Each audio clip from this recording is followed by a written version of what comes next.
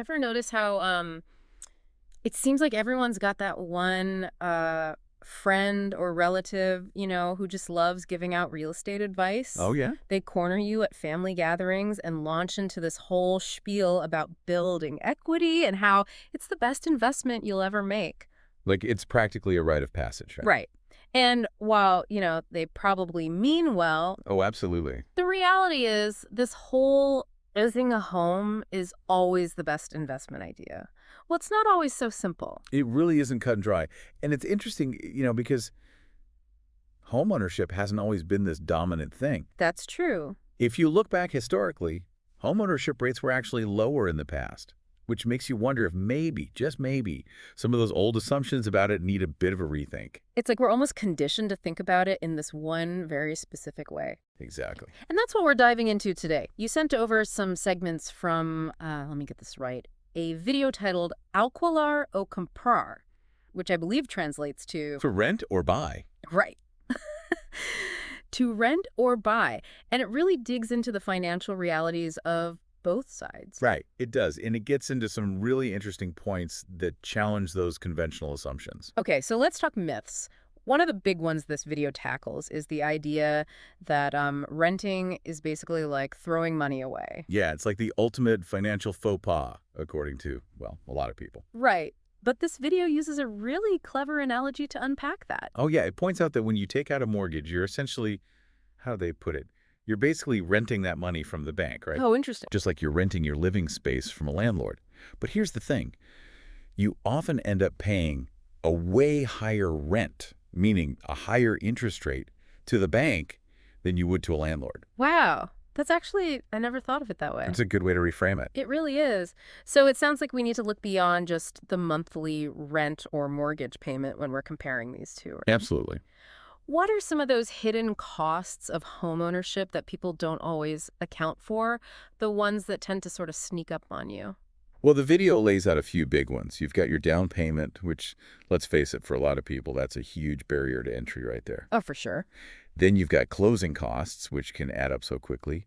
And then there are the ongoing expenses like property taxes. Right. And, of course, we can't forget about everyone's favorite, home maintenance. The joys of leaky faucets and unexpected roof repairs, nobody warns you about those. They really don't. I did think it was interesting how the video pointed out that when you own a home, you basically become a much more appealing asset to the state because of property taxes. It's true. They were emphasizing how all these costs can really change the financial picture when you compare renting and buying. Yeah. It's often a lot closer than people realize once you factor all that in. It makes you really stop and think, huh? It does. Okay, so let's get into some numbers, shall we? Let's do it. So the video sets up this really compelling scenario. We've got two people, same income level, similar savings, but one decides to rent, the other buys a home.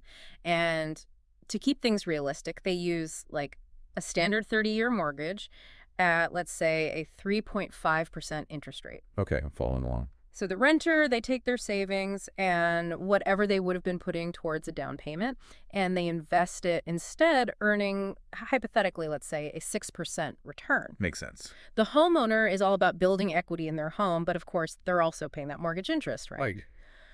This is where things got really interesting for me because the video actually projects how these scenarios play out over time. And that's where you really start to see the difference. It was fascinating. It all boils down to understanding the power of compounding, Even at a seemingly modest 6% return, how your money can grow over time if it's invested wisely, it's pretty incredible. It's way more than people realize. It really is. People often underestimate it. So what does all this mean for, like, the average person who's trying to decide between renting and buying? Like, what's the takeaway here? I think the big takeaway is that you can't just assume buying is always the better option. It's just not that simple. Right. It's more nuanced than that. Exactly. It depends on your circumstances, the market, what your financial goals are. It's so easy to get caught up in that idea of owning something, like a house. It feels like a tangible accomplishment. It does. But building wealth through smart investments, that can actually give you more financial freedom in the long run. That's a really important point. The video really emphasizes that. Challenging those assumptions and making sure your choices align with your own financial reality.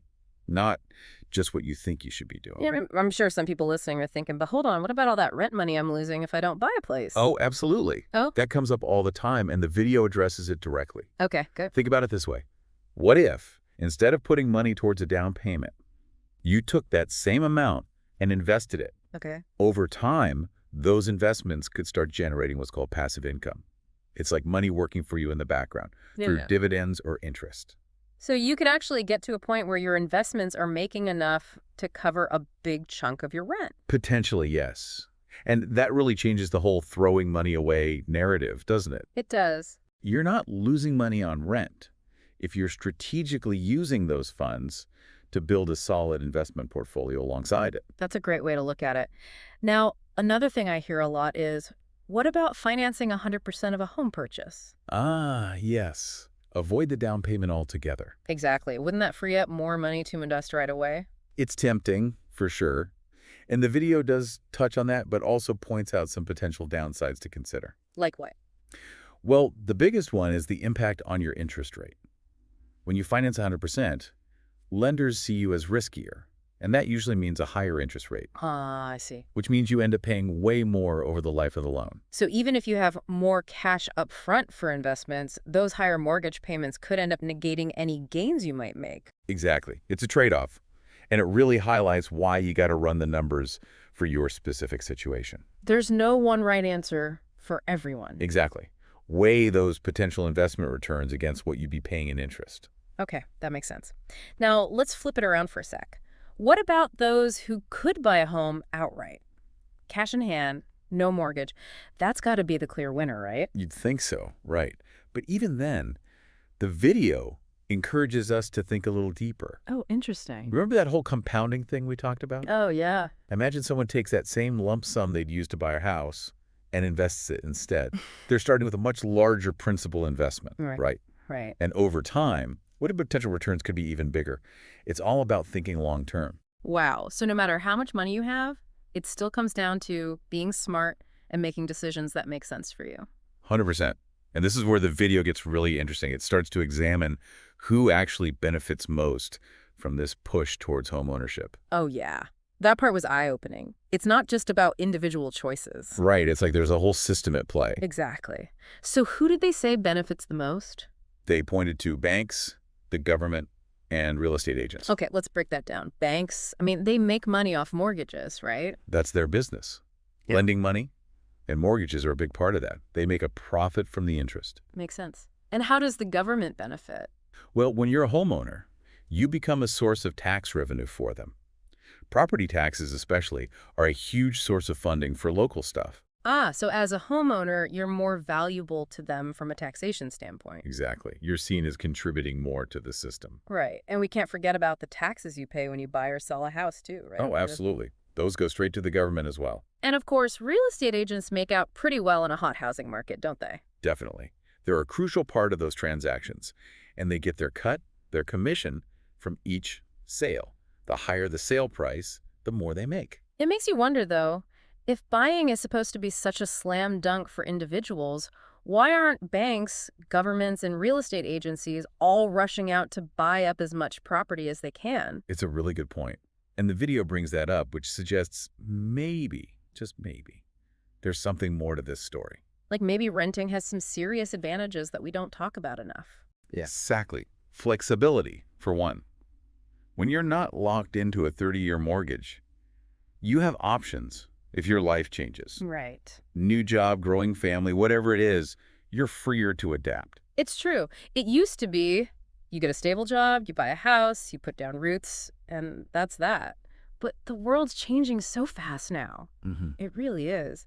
Job security, I mean, it's not what it used to be. Not at all. Companies are always restructuring, industries are getting disrupted left and right. And people are having to move around for work more than ever. Exactly. And that's a big deal. That's something the video really highlighted. Yeah. In today's world. Being able to pick up and move quickly, that could be a huge plus for renters. Because they're not stuck trying to sell a house if they need to go somewhere else. Exactly. No need to worry about selling a property or anything. So it's almost like renting gives you more options, you know? Absolutely. It's about having that flexibility. It's like choosing adaptability over being tied down. I like that. Yeah. It's like a safety net, in a way. It really is. It's less about throwing money away on rent and more about investing in your own freedom and flexibility. 100%. It's about recognizing that renting can be a smart strategic choice, Yeah. especially in a world that's changing so fast. It's like having the freedom to change with it. Well, this has been incredibly eye-opening. We've busted some myths, crunched some numbers. We've really dug into this whole renting versus buying thing. We really have. And I think most importantly, what we've done is challenge those assumptions that people have about homeownership. Yes. Don't just assume buying is always the answer. Exactly. It's about making the choice that's right for you. So for anyone listening who's maybe going back and forth on this, Trying to make this decision for themselves. yeah, my advice would be don't just follow the crowd. Don't just do what you think you're supposed to do. Do your research, figure out what makes financial sense for your situation, and then make the choice that aligns with your goals. Exactly. Your goals, your life, your circumstances, it's all about what works for you. Couldn't have said it better myself. And if you want to learn more about all of this, we've got a link to that video, ALQUILAR o COMPRAR, in the show notes, along with some other resources on personal finance and real estate. Yeah, check it out. And tell us what you think. We want to hear your thoughts. Head over to our social media, use the hashtag #RenterByDeepDive, and let's keep this conversation going. Have you wrestled with this decision yourself? What was important to you in making that choice? We want to hear from you. That's it for this deep dive, everyone. Thanks for listening.